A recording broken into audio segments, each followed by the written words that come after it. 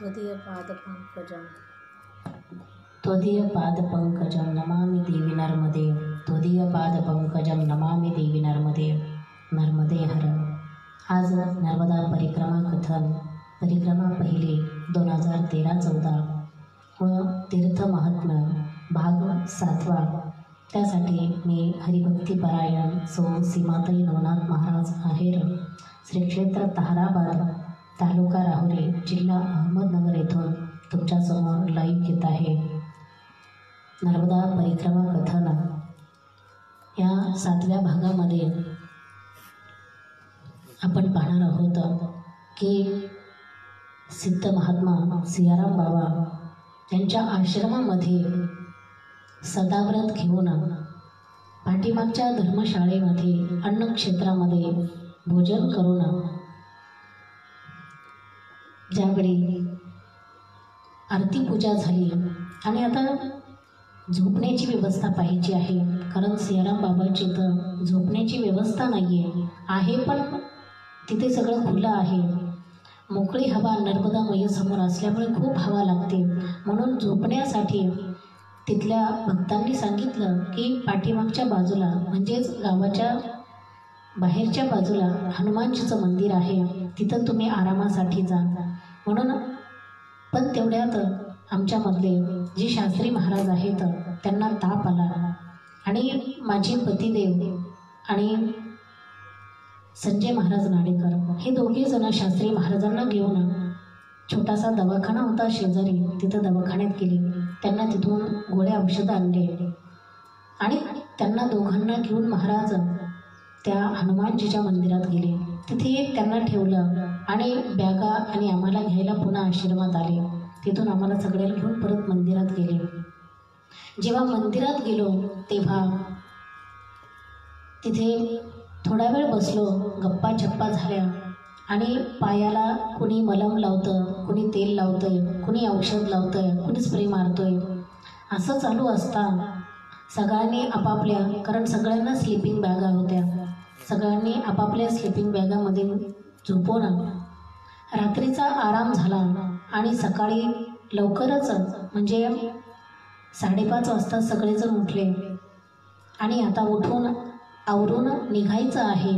तेव्हा तेवढ्यात कोणीतरी सांगितलं नर्मदेहर बाबाची चाय पी के जाऊ, म्हणून कोणीतरी चहा आणून दिला, समोरच्या दुकानामध्ये बिस्किट पुढे घेतले आणि पुढे चालायला लागलो। जात असताना पुढे एक गाव लागलं, त्या गावात निघत असताना माझे महाराज आणि देवेंद्र महाराज सगळ्यांचे जायचे, कारण त्यांना परिक्रमेमधली सगळी माहिती होती, कारण त्यांची आवड होती, म्हणून प्रवासाचा रस्ता त्यांना माहिती होता आणि चालायची सुद्धा प्रॅक्टिस होती, म्हणून दोघेजण सगळ्यांच्या पुढे असायचे। त्यांच्या पाठीमागे हे 2 बाबा असायचे, वायाळदादा आणि शेळके बाबा, त्यांच्या पाठीमागे आमच्या सगळ्यात छोटे असलेले रंगनाथजी महाराज सातपुते ते असायचे आणि त्यांच्या पाठीमागून हे संदीप भाऊ आणि संजय भाऊ आणि मी आपली एकदम सगळ्यांच्या शेवट। ससापडा गावाच्या पुढे निघाल्यावर एक छोटीशी नदी लागली आणि नदी पार करत असता महाराज सगळ्यांच्या पुढे होते, बघितलं तर पुढे काही साधू मंडळी होते, तेही परिक्रमेमध्ये असावे। नदी पार करत असता एका साधू महाराजांचा पाय घसरला आणि ते पडले, म्हणून महाराज घाईघाईने गेले, त्यांना उठवलं, त्यांची बॅग घेतली, काठी कमंडल घेऊन त्यांना बाजूला घेतलं आणि खडकावरती बसवलं, सांगितलं महाराज थोडा वेळ तुम्ही इथंच बसा। तेवढ्यात मागे पुढे पाहता बाकीचे सगळेच जण तिथं पोहोचले, पण मी अजून पोहोचले नव्हते, म्हणून माझ्या महाराजांनी देवेंद्र महाराजांना सांगितलं की तुम्ही थोडं पुढे हळूहळू चाला, मी सीमाची वाट पाहतो, सीमा आली की लगेच येतो, म्हणून हे थोडे पुढे चालू लागले। मी तर खूप लांब राहिलेले होते, कारण काल दिवसभर एवढी चालून थकलेले होते। किनाऱ्याचा प्रवास म्हटलं की कठीणच आहे, कारण किनाऱ्याने चालायचं म्हटलं की खूप चढ उतार आहे, वरती चढा खाली उतरा, त्यामध्ये कुठे चिखल असतो, कुठे नाले असते, कुठं काय असतं, आणखी लोकांच्या पाईपलाईनी असतात आणि या सगळ्यातून चालत जायचं म्हटलं ते पाठीवर ओझं घेऊन जरा जडच वाटतं. म्हणून कालचा एवढा प्रवास झालेला, म्हणून आज उठलो आणि पुन्हा लगेच चालायला लागलेलो होतो. म्हणून पाय इतके दुखत होते की मला चालणंच शक्य नव्हतं. पण कशी कशी चालत होते. पण मनात हिंमत होती की आपण चालायचं, हळूहळू का होईना पण परिक्रमा पूर्ण झाली पाहिजे. म्हणून पुढे चालता चालता पुढे नदी दिसली. महाराज थांबलेले होते, बाकीचे पुढं गेलेले होते. आणि महाराज म्हटले, चल पटापटा, किती हळूहळू चालते. म्हटलं काही नाही, आता जसं जमतंय तसं चालते. त्यांनी सांगितलं, म्हणजे काही घरी जायचा विचार आहे की काय. म्हटलं तसं नाही आहे, पण असं वाटतं की एकदम घाईघाई चालून काहीतरी पाय जास्त दुखून घेण्यापेक्षा थोडं हळूच चालले तर बरं राहील. त्यांनी सांगितलं, नाही हे बघ, सगळेजण पुढे चालतात, पटपट चालतात, मला सगळ्यांच्या पुढे राहावं लागतं आणि तू एकटीच पाठीमागे इतक्या लांब राहते. तुला कशाची भीती वाटत नाही का? आणि कशाला भ्याली, घाबरली तर? त्यावेळी मी त्यांना सांगितलं, तुम्ही मला परिक्रमेला घेऊन आला, ही गोष्ट एकदम खरी आहे. तुमच्यामुळे माझी परिक्रमा घडणार आहे हे खरं आहे. पण तुम्ही परिक्रमेला जिच्या जीवावर घेऊन आलात ना, मी तिच्या जीवावर चालते. ते म्हटले, म्हणजे? म्हटलं, तुम्हाला एक गोष्ट सांगते, तुम्हाला तुमचा विश्वास बसेल की नाही माहिती नाही, पण मला सारखं असं वाटत राहतं, हा माझा भ्रम नाही आहे, हा माझा भास नाही आहे, तर मला खरोखर असं अनुभवत आहे की मी पहिल्या दिवसापासून चालते ना, तेव्हापासून माझ्या पाठीमागून प्रत्यक्ष एक बाई चालते. ते म्हटले, काय? कारण अशी तर सगळ्यांनाच अपेक्षा होती. सगळ्यांना वाटायचं की आणखी एखादी बाई आपल्यासोबत पाहिजे होती, म्हणजे तुला जोडीदारी झाली असती. पण सगळ्यांची इच्छा पूर्ण करण्यासाठी तू म्हणती आहे, त्याच्यावर माझा विश्वास आहे. कारण हे दुसरं तिसरं कोणी नाही आहे, तर ही प्रत्यक्ष नर्मदा मैया तुझ्यासोबत चालती आहे. मी सांगितलं, हो, मलाही तेच वाटतं. कारण मी तिला कधी बघितलेलं नाही, कधी अनुभवले नाही आणि तिच्याबद्दल मला काहीच माहिती नाही. तरीसुद्धा मला असं वाटतं की मी साधू संतांच्या मुखातून रोज ऐकते आहे आता, आणि तुमच्या सगळ्यांकडून ऐकते आहे की नर्मदा मैया खूप काळजी घेते. जो परिक्रमा करतो, परिक्रमावासी भक्तांची नर्मदा मैया अगदी तळ हाताच्या फोडासारखी जपते त्यांना. मग मला का अशी मोकलेल? कारण तुम्ही सगळेजण एकमेकांसाठी आहात, पण मी एकटी मुलगी आहे. एकतर माझे आईवडील मला पाठवत नव्हते, आता तर त्यांना इतकी काळजी वाटते, इतका राग येतो त्यांना की ही पोरगी आपलं काहीच ऐकत नाही म्हणून. पण मी कुणाचाच विचार केला नाही, मी फक्त नर्मदा मैयेचा आणि तुमचा विचार करून आले. मग जिच्या जीवावर आले तिला माझी काळजी आहे ना, ती माझ्यासाठी बघणारच आहे ना, की माझं लेकरू एकटं चालतंय, मी त्याला एकटी कशी सोडणार. म्हणून ती स्वतः माझ्यासोबत चालत असेल आणि माझी काळजी घेत असेल. म्हणून असं बोलत आम्ही पुढे निघून गेलो, नदी पार केली आणि पुढे जाता जाता पुढे एक अगदी फोपाट्याचा रस्ता, नुसती मातीच उधळत होती आणि पुढे गेल्यावर एक बांध दिसला. तो बांध म्हणजे असलेला तो महेश्वरचा बांध होता की जो नर्मदा मैयेवरती तो बांध झालेला आहे. धरणाची भिंत पूर्ण तयार आहे, पण अजून पाणी अडवलेलं नाही, असा तो बांध आहे. आणि तो बांध दिसला, त्या बांधाला पार करण्यासाठी म्हणजेच खूप लांबपर्यंत भिंत बांधलेली आहे, म्हणून खूप लांबून असं साईडने होऊन जावं लागलं. पुढे गेल्यावर एक वेदा नदी लागली आणि त्या वेदा नदीला पार करून आम्ही पुढे माकडखेड्याला गेलो. माकडखेड्यामध्ये गेल्यावर तिथे सगळे म्हटले, आता तर खूप थकून गेलो आणि भुका पण लागलेल्या आहेत. म्हणून सगळ्यांचीच अशी धांदळ उडाली, आता काय करायचं. अगोदर पटकन स्नानही केलं पाहिजे, पूजा आरती झाली पाहिजे आणि स्वयंपाकही झाला पाहिजे. म्हणून सगळेजण म्हटले, आता स्वयंपाक बनवायचा. म्हणून शेजारी इकडे तिकडे चौकशी केली किनाऱ्यावरती. गाव एकदम जवळ होतं, पण लोकांनी सांगितलं इथं तशी काही व्यवस्था नाही. म्हणे माझ्या महाराजांनी विचारलं एका माणसाला, म्हणे एखादा तपेला भेटेल का? त्यांनी सांगितलं भेटून जाईल. म्हणून त्यांनी ते तपेला म्हणजे पातेलं घेतलं आणि शास्त्री महाराज म्हटले, आपल्याला सियाराम बाबांनी रात्री प्रसाद दिलेला आहे ना, डाळ चावल, तर तो आपण त्याचा वापर इथं करू. म्हणून त्याचा वापर करण्यासाठी शास्त्री महाराजांनी सांगितलं, अगोदर माझा प्रसाद घ्या.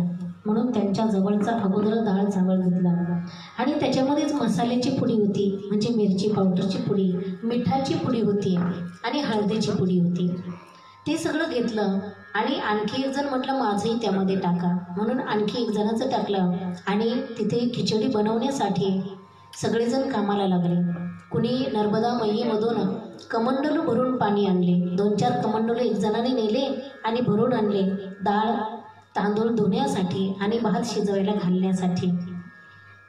बाकीचे 2-4 जण म्हटले, कोणी काड्या गोळा करू लागले, कुणी कागद चूल पेटवण्यासाठी. एक जणाने तिथं पडलेल्या विटा होत्या, त्या विटा घेतल्या आणि त्याची चूल मांडली. कारण नर्मदा परिक्रमा अशीच असते, किती मोठा श्रीमंत असला ना तरीसुद्धा त्याने भोगात राहू नये. भोगांचा त्याग करून जी परिक्रमा केली जाते तिला खरी नर्मदा परिक्रमा म्हणतात आणि त्याला खरा साधना म्हणतात. म्हणून माणसाने जास्तीत जास्त असे भोग आणि अशा ज्या सोयी असतात ह्या टाळण्याचा प्रयत्न केला पाहिजे. पण आपण जिथं सोय असेल तिथं जातो आणि जिथं काही मिळेल तिथं जातो, तसं नको हे. म्हणून सगळ्यांनी प्रयत्न करून खिचडी शिजवायला घातली. शास्त्री महाराजांनी खिचडी शिजवायला घातली आणि शास्त्री महाराजांनी सांगितलं, तुम्ही सगळेजण जाता स्नान करून या, मी इथं बसतो. आणि ते खिचडीला जाळ घालू लागले. सगळेजण स्नानासाठी गेले, स्नान करून परत आले आणि आता शास्त्री महाराज गेले. ते स्नान करून आल्यावर सगळ्यांनी मैयाची अष्टक पूजा आरती अगदी किनाऱ्यावरती उंचावरती आणि झाडाखाली ओट्यावरती बसून मस्त आरती पूजा केली. मैयेकडे पाहता पाहता आणि आरती पूजा झाल्यावर सगळे एकमेकांना म्हणू लागले, आता खांदी भार पोटी भोग, पटकन आवरायला पाहिजे. म्हणून सगळ्यांनी आपापल्या बॅगेमधून ताटं काढले आणि जेवायला बसले. शास्त्री महाराजांनी सगळ्यांना खिचडी वाढली आणि खिचडी वाढल्यावर स्वतःच्या ताटात सुद्धा घेतले. सगळेजण ब्रह्मार्पण करून जेवायला बसले नर्मदेहर म्हणून. आणि जेवणही गप्पा मारत मैयेकडं पाहत मैयेबद्दल गप्पा मारता मारता मस्त जेवण झालं. आणि जेवण झाल्यावर आता भरपूर टाईम झालेला होता. आता तर 2 वाजलेले होते. म्हटले आता टाईम खूप झालेला आहे. म्हणून आमच्यामधले जे अगदी वृद्ध वयस्कर बाबा होते ते म्हणजे शेळके बाबा, ते घाईघाईने सगळ्यांच्या अगोदर पटकन उठले आणि पातीलं उचललं आणि थेट नर्मदा मैयेमध्ये गेले पातीलं घासून आणण्यासाठी. अरे बाकीचे म्हटले आपण तरुण आहोत, आपण पटकन गेलं पाहिजे, आपण मदत केली पाहिजे. पण नाही, त्यांनी सांगितलं नाही, मला तसं तुम्ही समजू नका, मी खूप कडक आहे अजून. बाकीचे म्हटले अरे बाबांचं काम अवघडच आहे. आणि त्यातली त्यात त्यांनी ना बगवी लुंगी लावलेली असायची, बाकीच्यांच्या पांढऱ्या लुंगी असायच्या. हे त्यांना गमतीनं म्हणायचे ते एलएलबी बाबा आहेत, म्हणजे लाल लुंगीवाले बाबा. अशी एलएलबी बाबा त्यांना तसंच म्हणू लागले. त्यांना सुद्धा खूप ते म्हातारे असून सुद्धा तरुणांमध्ये अगदी रमून जायचे. आणि रमत गमत ते सगळ्यांसोबत मजेने राहायचे. पातीलं घासून आणलं आणि त्यांना हिंदी नीटशी बोलता येत नव्हती. म्हणून ते म्हटले अरे हे पातीला किसका आहे. मग हे म्हटले ते तिथलं आहे. मग ते म्हणे काहीतरी आपलं म्हणणार इसको तिसको किसको असं काहीतरी हिंदी बोलणार आणि पातीलं देऊन टाकलं. कारण बाबा म्हणजे सामान्य नव्हते म्हणण्याचं कारण सुद्धा एक आहे. कारण बाबांची ते सांगतात मला कळतं तसं माझी पंढरी आळंदीची वारी चालू आहे पायी, आणि मी साधा शेतकरी आहे, पण मला कशाची अपेक्षा नाही. आणि बाबांची पायी काशीची वारी 5 वेळा झालेली आहे. थेट घारगावपासून त्यांच्या गावापासून थेट काशीपर्यंत पूर्ण पायी चालत गेलेले आहेत. म्हणून बाबांनी आणखी एक सांगितलं होतं की पायी वारी माझी हे जी झाली ना, तर यामध्ये मी जी चप्पल नवीन घेतली ना ती चप्पलने पूर्ण पायी वारी केली काशीची, म्हणजे पायी पूर्ण चालत गेलो. एक आळंदीची वारी झाली, एक पंढरपूरची वारी झाली. ती चप्पल घेऊन मी पुन्हा इकडं परिक्रमेला आलो. तर माझी ही परिक्रमा सुद्धा याच्यामध्ये पूर्ण व्हावी. म्हटलं होऊन जाईल, काळजी करू नका, नर्मदा मैया आहे ना, असं म्हटले. आणि बाबांना सुद्धा खूप आनंद झाला आणि त्यांना खूप आनंद वाटायचा. ते सांगायचे मला खूप अपेक्षा होती परिक्रमा घडावी आणि आता हा योग आलाय, सगळ्यांच्यामुळे, तुमच्या सगळ्यांमुळे आलेला आहे. मी माझं भाग्य समजतो आणि खरोखर हे सगळं काळाला कुणाची दयामया नसते. बाबांना 5-6 महिने होत आहेत, ते म्हणजे बाबांच्या काशीच्या पायी वारीमुळे म्हणा किंवा नर्मदा माईच्या परिक्रमेमुळे म्हणा असा मृत्यू आला त्यांना की अगदी कुठल्याही प्रकारचा त्रास नाही. एकदम सकाळच्या प्रहरी कुठेतरी बाहेर शेतात जात आहेत असं सांगून गेले आणि लगेच 10-15 मिनिटात प्रेतच घेऊन सगळेजण आले. एवढा सहज मृत्यू आला. कारण सगळ्यात अवघड आणि वाईट गोष्ट म्हणजे मृत्यू आहे. आणि त्यांचा दशकरी विधीसुद्धा अगदी शिवरात्रीच्या दिवशी आला. म्हणून पुण्य कधी वायाला जात नसतं. म्हणून नर्मदा मैयेची परिक्रमा करणं हे त्यांना खूप भाग्य वाटायचं. आणि सगळेजण आता तिथून सामान भरून आपापलं आवरून निघालेले आहेत. बॅगा पाठीवर घेतल्या, काठी कमंडल घेतला आणि सगळेजण माझे महाराज, देवेंद्र महाराज, आणखी सगळेच महाराज मंडळीच होते. सगळेजण एकामागे चालू लागले. आणि शेळके बाबा तेही माझ्यासोबत थोडं चालत होते. नंतर माझ्यासोबत कोणी चालतच नव्हतं, कारण मी खूप हळूहळू चालायचे. सगळे म्हणायचे हिच्यासोबत चालून आणखी पाय दुखून घ्यायची गंमत आहे. म्हणून सगळेजण पुढे निघून गेले. आणि पुढं गेल्यावर एक छोटीशी मुलगी भेटली. देवेंद्र महाराज तिच्यासोबत गप्पा मारत चालले. अगदी 4-5 वर्षाचे असन, पण खूप चुनू बोलायचे. देवेंद्र महाराज म्हटले, अरे नर्मदा माईचं रूप असंच असतं. किती गोड बोलती ना ही मुलगी. जे प्रश्न विचारले त्याचं उत्तर ती त्याच्यापेक्षा जास्त देते. म्हणून असं बोलता पुढे बराच प्रवास केला. आणि नंतर माझ्या महाराजांनी बाकीच्यांना सगळ्यांना विचारलं की आपण आता कुठे मुक्कामी जायचं. आता देवेंद्र महाराज म्हणायचे, बाबा तुम्ही सांगाल तसं. कारण ते माझ्या पतिदेवांना बाबा म्हणायचे, पण तसे ते त्यांचे जावई आहे. कारण ते माझं लग्न झाल्यापासून मला म्हणायचे की ही माझी मुलगी आहे आणि ही माझी जावई आहेत. मग आता थोडं काहीही बोलायला लागले की लगेच म्हणायचे माझ्या पोरीला अजिबात बोलायचं नाही आणि ह्यांच्यावर रागवायचे. आणि खूप प्रेमाने सगळं चालायचं. म्हणून त्यांनी सांगितलं, बाबा तुम्ही म्हणाल तिथं. हे म्हटले जायचं का भंडारी बाबांचे तिथे. ते म्हटले सगळ्यांची इच्छा असेल तर ठीक आहे. म्हणून त्यांनी सांगितलं आपण संध्याकाळपर्यंत जाऊ शकतो. म्हणून थोडं पटपट चालावं लागेल. आणि किनाऱ्याचा रस्ता होता. किती पटपट चाललं तरी पायच उचलत नाही, रस्ता उरकत नाही. पण तरीसुद्धा यांनी फोन केला भंडारी बाबाला की आम्ही रात्री येतो आहे. त्यांनी विचारलं, अरे कोण कोण आहात. आणि कारण हे पहिल्या परिक्रमेमध्ये सुद्धा 2 जण तिथून गेले होते. त्यांची ओळख होती, कारण तिथले जे महात्मा होते भंडारी बाबा ते महाराष्ट्रीयन होते. म्हणून त्यांनी सांगितलं ठीक आहे या. किती जण आहात. यांनी सांगितलं आम्ही 9 जण आहोत. ते म्हटले या मग स्वयंपाक बनवून ठेवतो. आम्हालाही तेच लागत होतं. आम्ही सुद्धा निघालो घाईघाईने. चालतो आहे. पाहता दिवस मावळला, पण अजून काही आम्हाला रस्ता उरकत नाही. किती बघितलं तरी अजून लांबच दिसतंय. म्हणून कसं तरी अंधार पडायला लागला. बाबांना वाटलं कुठं मुक्कामी थांबले की काय माझं स्वयंपाक वायाला जाईल. म्हणून बाबांनी परत फोन केला. ह्यांनी सांगितलं आलोच 15-20 मिनिटामध्ये. जसं आलो तसंच मैयेच्या घाटावर गेलो आणि सगळ्यांनी मैयेचं तीर्थ घेतलं. पोटभर सगळे पाणी प्याले. कारण नर्मदा जल प्राशन करण्यामध्ये खूप महत्त्वाचं आहे.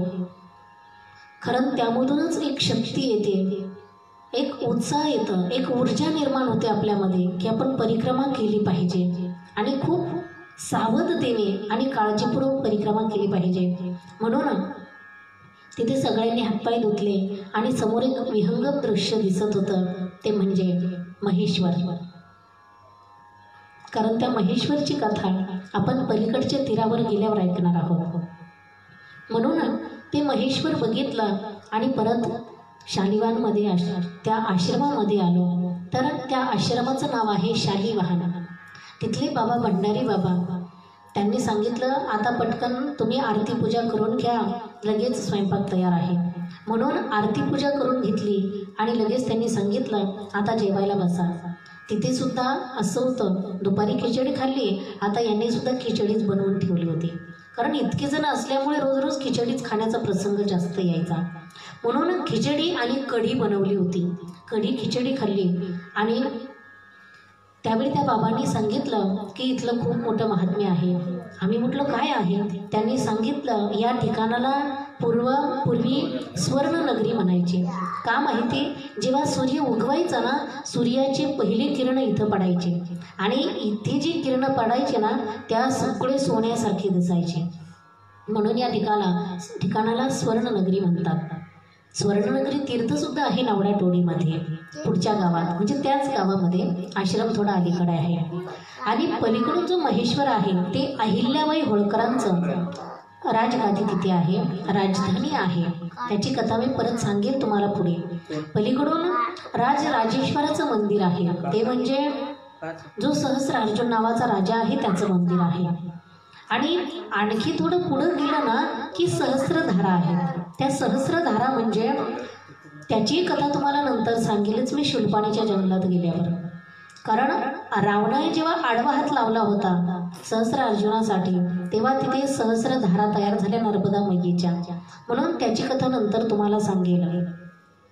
आणि त्या भंडारी बाबांनी सांगितलं की या ठिकाणी जो शालिवाहन राजा होता, की आपल्याला जेव्हापासून हे तारखेवार कळायला लागले ना, ज्या राजाने हे सगळं कळून दिलं तो म्हणजे आपण म्हणतो ना शके, शालिवाहन शके, तर तो शालिवाहन नावाचा राजा त्याने स्वतः इथे तपश्चर्या केलेली आहे. आणि इथे स्वयंभू शिवलिंग आहे. त्याने स्वतः इथे खूप मोठं पुरातन मंदिर होतं, त्याने मंदिर बांधलेलं. आणि इथे त्याने एवढी खडतर तपश्चर्या केलेली आहे. या ठिकाणी हे जे मंदिर होतं त्या मंदिराची नंतर पडझड झाली, तर आपले महाराष्ट्र कन्या अहिल्याबाई होळकरांनी त्या मंदिराची पुनर्रचना केलेली आहे, जीर्णोद्धार केलेला आहे. म्हणून अशी कथा त्या महाराजांनी सांगितली. आणि त्या शिवलिंगावर जर अभिषेक केला, तिथली पूजा केली तर माणसाच्या सगळ्या इच्छा पूर्ण होतात असं सांगितलं जातं. म्हणून शालिवाहन राजाने सुद्धा तपश्चर्या केली होती, साधना केली होती. आणि त्याची तपश्चर्याची भूमी म्हणून त्या आश्रमाला नाव शालिवाहन आश्रम असं नाव आहे. असा पवित्र आश्रम. आणि तिथे आम्ही पुन्हा सगळेजण, कारण थंडी खूप होती, त्यांनी सुद्धा पडवीतच असं आम्हाला सांगितलं इथं झोपा तुम्ही, कारण तिथे तशीच व्यवस्था होती. म्हणून तिथे सगळ्यांनी अंथरूण टाकले, जिकडे तिकडे आसन लावलं आणि झोपण्याच्या तयारीत आहेत. त्यावेळी महाराजांनी सांगितलं आज माझा पाय थोडा लचकलाय, कमरेत खूप दुखतंय. आता सगळे सारखेच झाले, कारण महाराज अगोदर मला सांगायचे लग्न झाल्यावर की मी लग्नाच्या अगोदर असं म्हणायचो की मला लग्न करायचं नाही, केलं तरी कीर्तनकार मुलीशी लग्न करायचं नाही. तर मला बाकीचे विचारायचे का तुम्ही कीर्तनकार आहात तर मग कीर्तनकार मुलीशी लग्न केलं पाहिजे. तर ते सांगायचे, मी म्हणायचं नको नको, कारण तू राणी मी राणी मग कोण आणि पाणी असं म्हणायचे. पण शेवटी काय नशिबाच्या पुढे कोण आहे, म्हणून कीर्तनकाराशीच लग्न करावं लागलं. म्हणून ते म्हटले आता तूही दमलेली आहे मीही दमलेला आहे, आता कोणाला तू सांग मला मी सांगतो तुला, असं झालं. म्हणून दोघंही एकमेकांना सांगतो. मी म्हटलं माझं गुडघा दुखतोय, इथं पाय दुखतोय, घोटा दुखतोय. त्यांनी सांगितलं आज माझा पाय खूप कमरेतच लचकलाय, कारण चढउताराचा रस्ता होता. मी म्हटलं काही हरकत नाही, तुमचे पाय दाबले ना की माझे आपोआप बरे होते.